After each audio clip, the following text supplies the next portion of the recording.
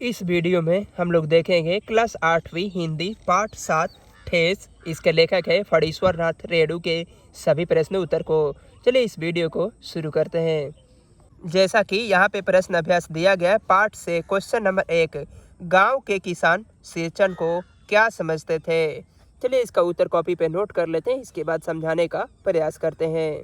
इसका उत्तर में हम लोग लिखेंगे कि गांव के किसान सिंचन को कामचोर, बेकार का आदमी, धीरे धीरे काम करने वाला, नाप तोलकर काम करने वाला, मुफ्त में मजदूरी पाने वाला समझते थे। क्वेश्चन नंबर 2, इस कहानी में आए हुए विभिन्न पात्रों के नाम लिखिए। इसका उत्तर में हम लोग लिखेंगे कि इस कहानी के नायक सिरचन के साथ साथ रेणु जी का माँ, चाची, मंजली भाभी, मानू दीदी इत्यादि पात्र है। क्वेश्चन नंबर 3 में यहाँ पे दिया गया है कि सिरचन को पान का बीड़ा किसने दिया था। इसका उत्तर में हम लोग लिखेंगे कि सिरचन को पान का बीड़ा मानू दीदी ने दिया था। क्वेश्चन नंबर 4, आपके विचार से सिरचन का महत्व कम क्यों हो गया। इसका उत्तर में हम लोग लिखेंगे कि सिरचन धीरे धीरे बहुत कामचोर हो गया और वह काम पर कम और चीज़ों पर ज़्यादा ध्यान देने लगा। उसे छोटी छोटी बातों पर गुस्सा आ जाता था, इसीलिए सिरचन का महत्व कम हो गया। इस प्रकार हम लोगों ने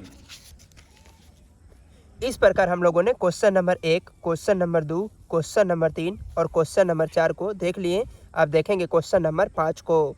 सिरचन चीक और शीतल पाटी स्टेशन पर ले जाकर मानू को देता है, इससे उसकी किस विशेषता का पता चलता है। इसका उत्तर में हम लोग लिखेंगे, जब सिरचन चीक और शीतल पाटी स्टेशन पर ले जाकर मानू को देता है तो इससे उसको सिरचन के आत्मीय गुणों का पता चलता है कि वह कितना संवेदनशील और भावनात्मक व्यक्ति है। अब क्वेश्चन नंबर 6 को देखेंगे हम लोग। जैसा कि क्वेश्चन नंबर 6 में यहाँ पे दिया गया है कि निम्नलिखित गद्यांशों को कहानी के अनुसार क्रमबद्ध रूप में सजाइए। 6 का क्वेश्चन नंबर क है, क्वेश्चन नंबर ख और क्वेश्चन नंबर ग भी है। यहाँ पे क्वेश्चन नंबर ग भी है, चलिए इसको भी देख लेते हैं। 6 का क्वेश्चन नंबर क का उत्तर में हम लोग लिखेंगे कि मुझे याद है खाली स्थान, मेरी माँ जब कभी सिरचन को बुलाने के लिए कहती, मैं पहले ही पूछ लेता भोग क्या लगेगा। ख में उत्तर में हम लोग लिखेंगे कि उस बार मेरी सबसे छोटी बहन की विदाई होने वाली थी, पहली बार ससुराल जा रही थी, मानू के दूल्हे ने पहले ही बड़ी भाभी को खत लिखकर चेतावनी दे दी, मानू के साथ मिठाई की पतेली न आवे। क्वेश्चन नंबर ग का उत्तर में हम लोग लिखेंगे, मानू फूट फूट कर रो रही थी, मैं बंडल को खोलकर देखने लगा, ऐसी कारीगरी, ऐसी बारीकी, रंगीन सुतीलियों के फंदे का ऐसा काम पहली बार देख रहा था। इस प्रकार हम लोगों ने क्वेश्चन नंबर 6 को देख लिए। अब देखेंगे क्वेश्चन नंबर 7 को। जैसा कि क्वेश्चन नंबर 7 में यहाँ पे दिया गया है कि निम्नलिखित वाक्यों के सामने सही या गलत का निशान लगाइए। क्वेश्चन नंबर क में दिया गया है कि सिरचन कामचोर था, इसको सही लिख लेंगे हम लोग, सही का ट्रिक लगा लेंगे। क्वेश्चन नंबर ख, सिरचन अपने काम में दक्ष था, यह भी सही है। क्वेश्चन नंबर ग, सिरचन बात करने में भी कारीगर था, यह भी सही है। क्वेश्चन नंबर घ में दिया गया है कि सिरचन वकील था, यह गलत है। इस प्रकार हम लोगों ने क्वेश्चन नंबर 7 को देख ली। अब देखेंगे क्वेश्चन नंबर 8 को।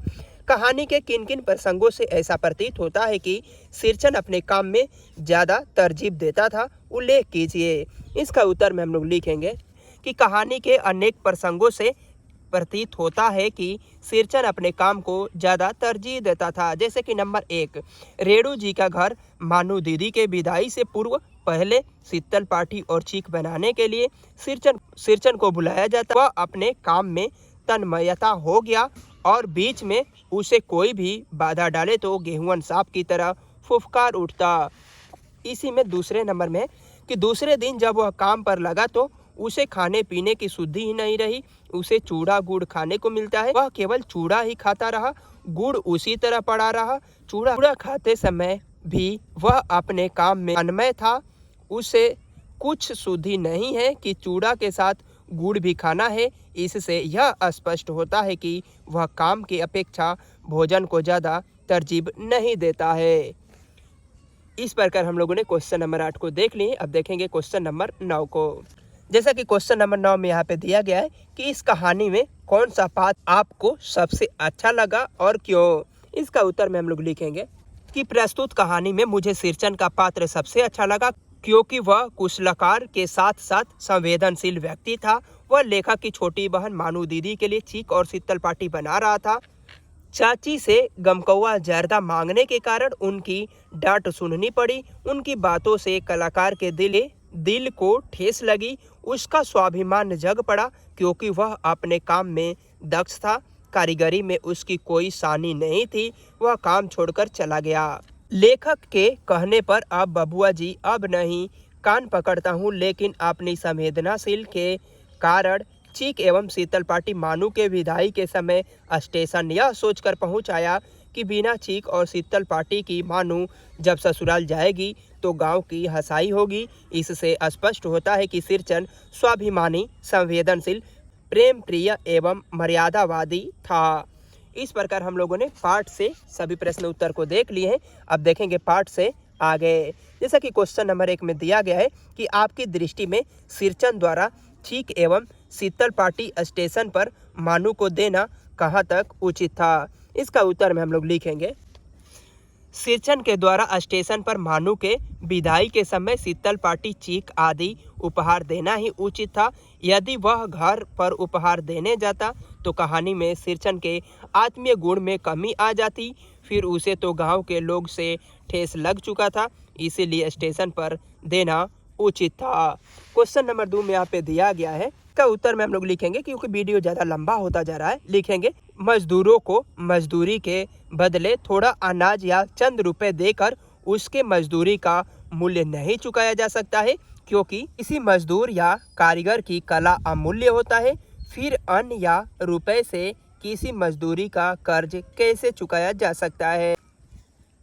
पाठ से आगे क्वेश्चन नंबर 1 और क्वेश्चन नंबर 2 को देख लिए। अब देखेंगे क्वेश्चन नंबर 3 को। इस कहानी का अंत किए गए अंत से अलग है और क्या हो सकता है, सोचकर लिखिए।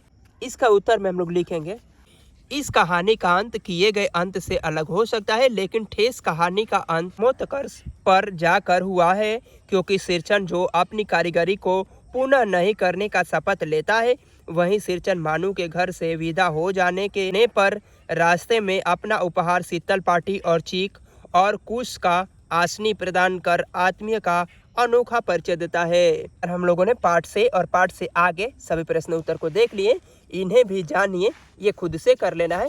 अब थोड़ा यहाँ पे व्याकरण का क्वेश्चन दिया गया है, उसे भी देख लेते हैं। व्याकरण में 1 नंबर में क्वेश्चन में दिया गया है कि इन मुहावरों का वाक्यों में प्रयोग करते हुए अर्थ स्पष्ट कीजिए।